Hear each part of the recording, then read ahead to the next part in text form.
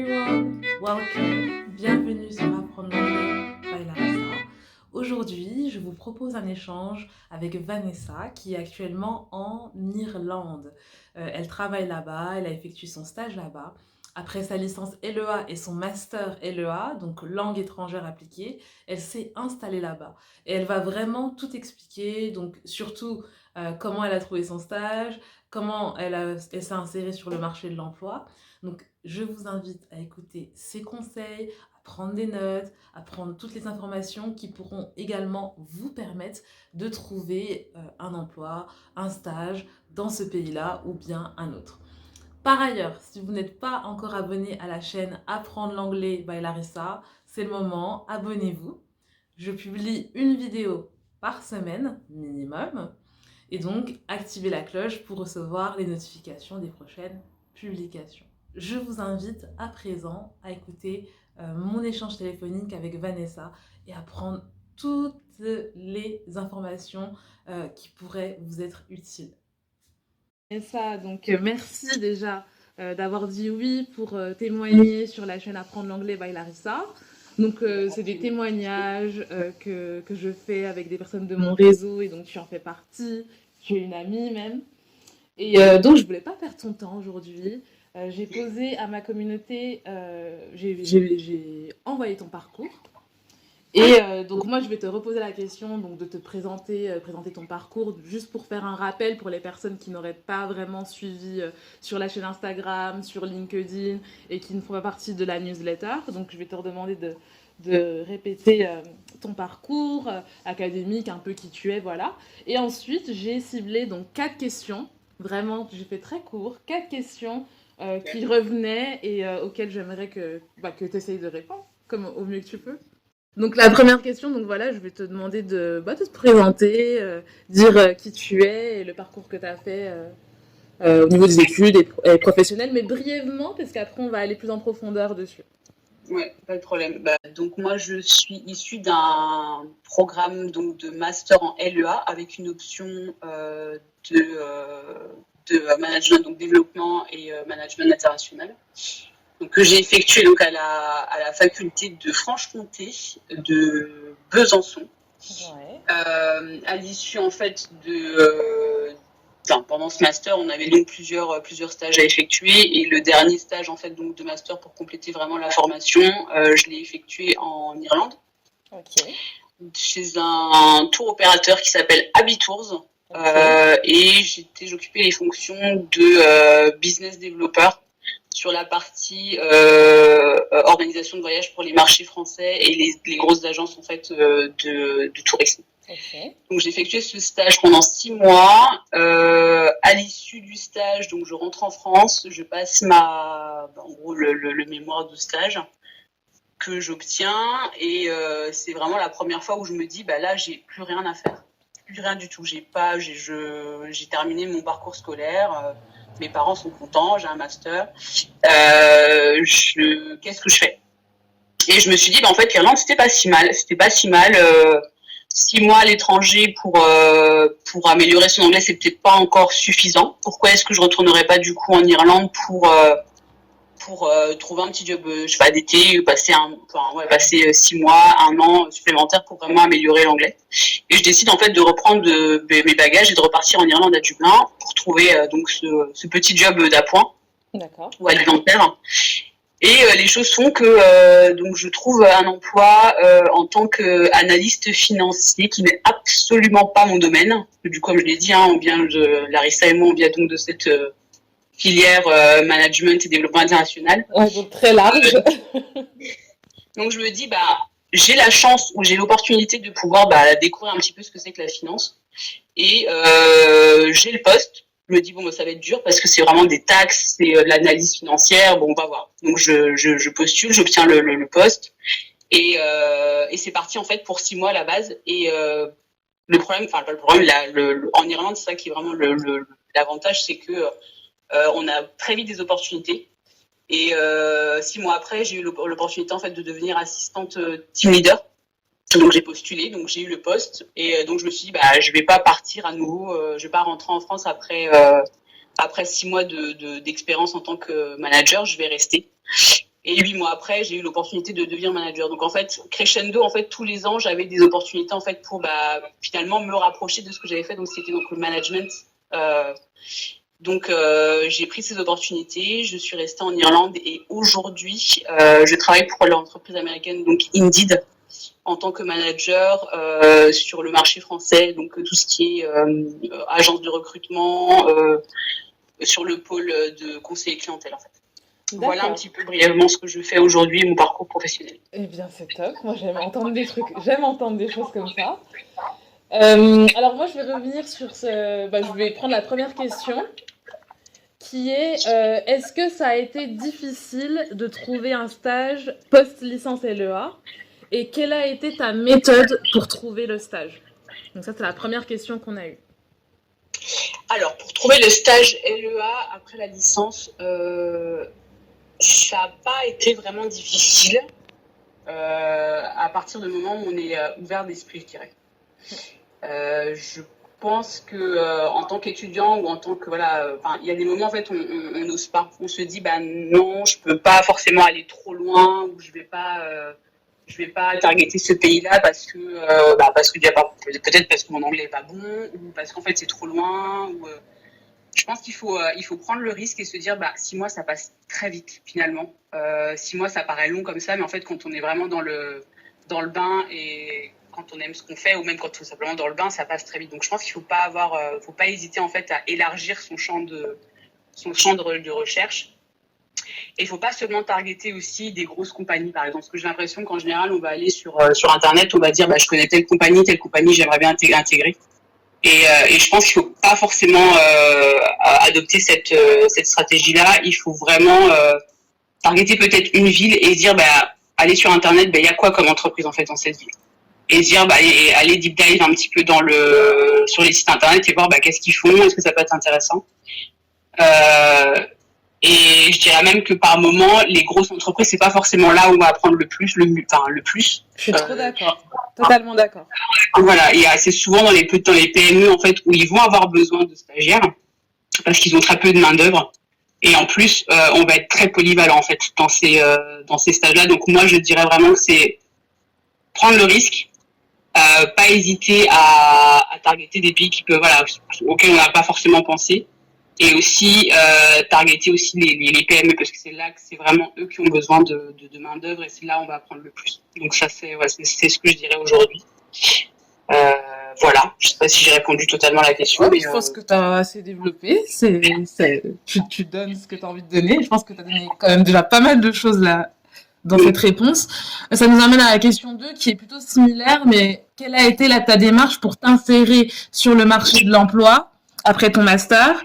Et est-ce que tu peux donner des exemples de sites sur lesquels tu as fait tes recherches? Est-ce que tu peux aller donner plus d'exemples à ce niveau-là? Ouais, alors en Irlande, comment ça s'est passé? Alors j'ai déjà je m'étais inscrite sur il y a une page en fait en Irlande, les Français à Dublin. D'accord. Les Français à Dublin ou les Français en Irlande. Donc il y a 2 pages.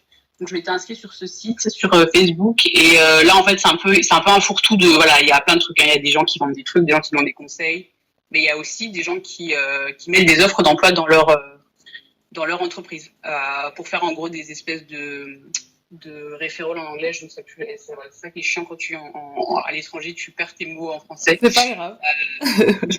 Pardon. Je dis c'est pas grave. Des références, tu veux dire? Voilà, c'est ça exactement, pour faire du référol. Et je m'étais inscrite là.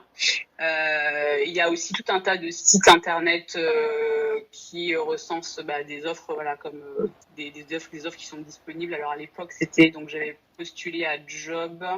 C'était quoi? Il y avait Monster, c'est sûr. Je m'étais aussi inscrite sur language.ai. Donc c'est vraiment en général, c'est là où les Français s'inscrivent en premier parce que là, notre langue maternelle nous permet en gros facilement d'obtenir des postes, surtout en Irlande, parce qu'il y a énormément de compagnies, d'entreprises internationales. Du coup, ils cherchent beaucoup par langue. Donc, c'est language.ai. Donc, on s'inscrit, on met notre langue maternelle et il va y avoir en fait tout un tas d'offres qui vont apparaître cherchant des personnes parlant le français. Ok. Donc là, je crois que c'est vraiment le site qui m'a permis de trouver en fait ma première offre d'emploi du coup à Meridian Global Services, donc cette entreprise où je faisais de la finance. Et je crois que c'est tout, hein. Donc Monster, Language.ai,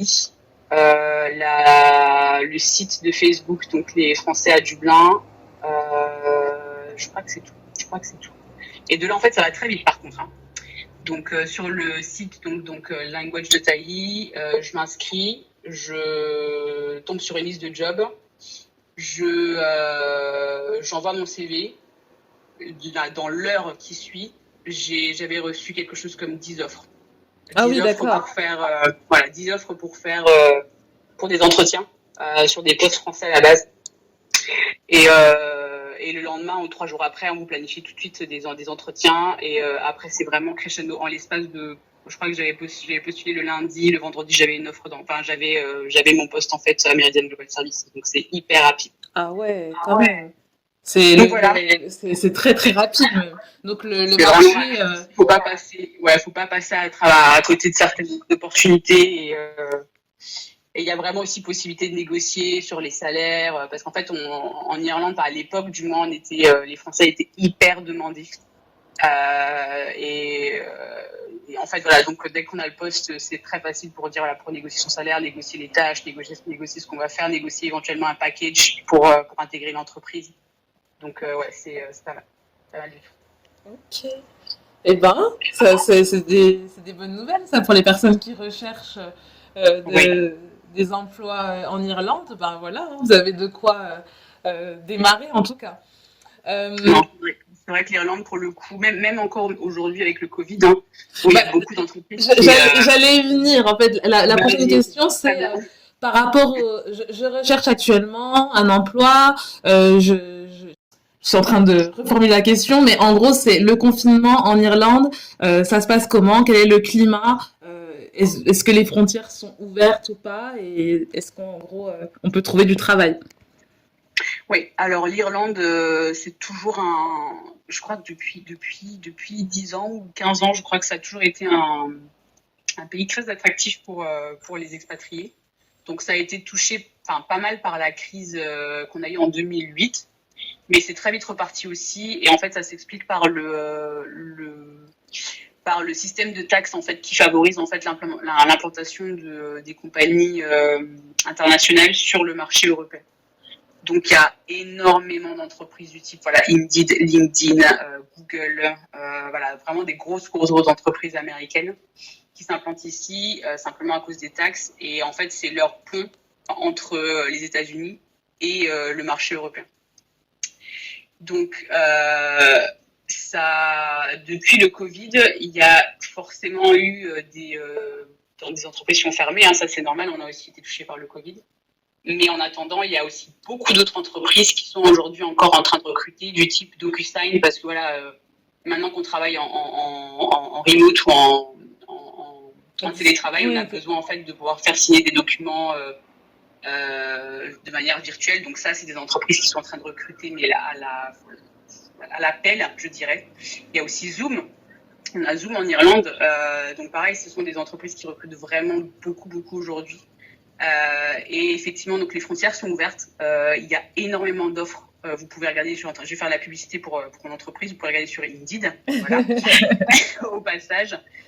Il y a énormément d'entreprises qui recrutent encore en ce moment, et surtout si vous êtes français, c'est très très très facile en fait de trouver du boulot encore aujourd'hui, même avec le Covid, et c'est des opportunités en fait qu'on n'a pas forcément en France aujourd'hui, et faut pas hésiter en fait à se dire je vais prendre mon risque et je vais aller tenter ma petite fille en Irlande. Faut le faire. Voilà. Ok, et bien merci, ce sont des bonnes nouvelles encore. Et dernière question, alors quelles sont tes missions concrètes aujourd'hui? Ce que je fais aujourd'hui, donc je suis manager pour Indeed. C'est un poste que j'affectionne particulièrement parce que moi j'ai toujours voulu travailler en fait, j'ai toujours voulu gérer des équipes, et ça en fait ça remonte à quand j'étais étudiante et que je travaillais en magasin de oui, je me rappelle, ouais. Et en fait, je suis tombée sur une manager qui était tip top. Et en fait, elle m'a vraiment montré la voie de ce qu'était vraiment un manager. Donc, un manager, c'est pas forcément quelqu'un qui est autoritaire, qui va demander, qui va obliger les gens à faire des trucs, qui va faire du micromanagement, qui va un peu tirer la couverture de son côté, qui va utiliser les gens comme des pions. Voilà, elle m'a vraiment montré en fait que voilà, une équipe, ça se respecte. Une équipe, c'est le miroir en fait du manager. Donc en fait, c'est l'équipe qui brille. Et à travers l'équipe qui brille, en fait, on verra le manager. Et c'est là, en fait, qu'on a notre reconnaissance. Et, et moi, j'ai toujours voulu, en fait, travailler dans n'importe quel domaine, mais gérer des gens, en fait. Gérer des gens, avoir des objectifs et aider, en fait, mon équipe à atteindre ces objectifs. Donc, je travaille, donc, je suis manager aujourd'hui et donc, c'est un boulot qui est très diversifié, je dirais. J'ai pas forcément mes journées sont très différentes et en même temps très similaires. Donc, vraiment, en gros, en gros, tous les jours, j'ai énormément de meetings, ça c'est sûr. Notamment en plus maintenant qu'on est en remote, c'est vraiment c'est 80% en fait de mon temps. Donc beaucoup de meetings avec mon équipe, beaucoup de meetings avec mes managers, beaucoup de meetings aussi avec le pôle de projet parce qu'on travaille beaucoup sur l'initiative à Indeed. Donc on va essayer d'essayer en fait des opportunités, on va créer en fait des projets pour que nos équipes travaillent sur l'amélioration de certains processus, sur l'amélioration peut-être du service client, l'amélioration de certains produits. Donc c'est très jalonné par les meetings. Quoi d'autre? Non, je dirais ouais, principalement c'est du meeting avec mes équipes et vraiment du project management, si je peux vraiment résumer ça aujourd'hui. Tu gères des personnes, des projets ouais. et des réunions à distance. C'est ça, exactement. Donc c'est vraiment principalement ces trois choses-là. Ouais. En gros, pour résumer, ouais, ce serait ça aujourd'hui. Eh ben génial. Oui, il y avait pas mal de voyages d'affaires à l'époque, mais bon là ça s'est arrêté. Ah bah oui, avec le Covid là c'est. Voilà, mais bon, voyage d'affaires pour aller faire des meetings en gros. Quoi. Oui. Voilà. Donc techniquement tu l'as résumé effectivement, gérer des gens. S'assurer qu'ils atteignent leurs KPIs, qu'ils fassent leurs performances, les aider, les coacher aussi. Il y a vraiment tout un aspect coaching qui est important dans le rôle de manager aujourd'hui. Donc et ça, je pense que c'est un... Les KPIs, c'est les chiffres hein, qu'ils atteignent. Voilà. C'est les chiffres qu'on doit atteindre, les objectifs en fait que notre management ou que l'entreprise nous a fixés. Par exemple, faire de la vente, tout ce genre de choses en fait, atteindre tel objectif en termes de vente, ce genre de choses. Et je pense que l'aspect coaching c'est vraiment une spécificité du monde anglo-saxon. On affectionne en fait le fait de pouvoir guider les gens, de pouvoir vraiment travailler avec eux pour les aider à atteindre certains objectifs. On fait beaucoup d'analyses SWOT sur les personnes, par exemple. On va leur demander de déterminer quelles sont leurs forces, leurs faiblesses et où est-ce qu'on peut travailler. Est-ce qu'il y a des zones ou des particularités qu'on pourrait éventuellement améliorer sur leur profil. Donc c'est vrai que ça c'est un gros aspect de mon rôle de manager aujourd'hui et on a des réunions individuelles toutes les semaines en fait. Contrairement à la France où je crois que c'est une fois par an, il me semble. Oui. Une réunion individuelle. Oui, c'est ça. On parle vraiment des performances. Non, là en fait en Irlande c'est une fois par semaine, voire si ça dépend des compagnies, voire toutes les 2 semaines. Mais on va vraiment faire le point sur ce qui se passe, les performances, où ils en sont, comment est-ce qu'on peut les aider pour atteindre leurs performances en fait. Ouais, c'est tout un système qui diffère, hein. Faut s'adapter après. Ouais. Hein.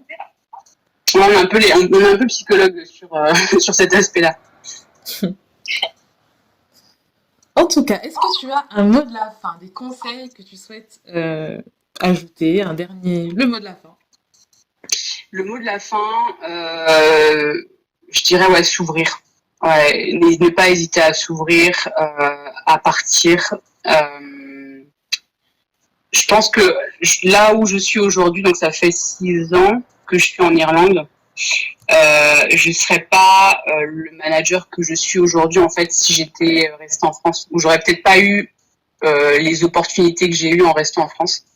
Ouais, et c'est vraiment c'est vraiment le gros plus en fait de partir à l'étranger, c'est qu'on va pas forcément se baser sur les diplômes. Donc les diplômes, je les ai, j'ai un master, donc ça n'est pas forcément bloquer plus de portes en France.